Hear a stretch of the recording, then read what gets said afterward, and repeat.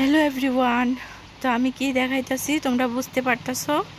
যা দেখো আমার চুলগুলি। তো আমি চুলগুলি তোমাদেরকে দেখাচ্ছি।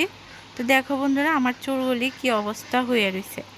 তো ঘটনা হলো যে আমার দোকানে যারা আমার কাস্টমার আসে, তো আদার্স যারা আছে তারা সবাই আমাকে কয় যে তোমার চুলগুলি স্ট্রেট করো না, কি লিগা স্ট্রেট করে লাইতে পারো না।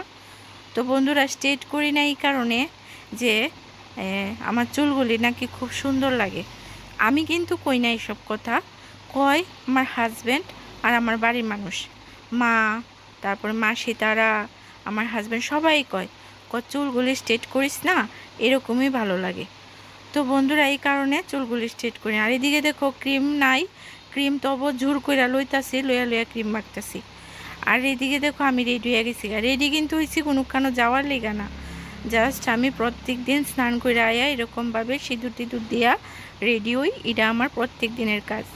আর আমার চুলগুলি এই কারণে স্ট্রেট করি না যে বাড়ির সবাই কয় যে কুকরানো চুল নাকি তারার কাছে ভালো লাগে, এ কারণে স্ট্রেট করাই না, আর নাহলে কবেই কইরা নিতাম। তো বন্ধুরা, আমার ভিডিওটা কেমন লাগছে তোমরা অবশ্যই কইবে।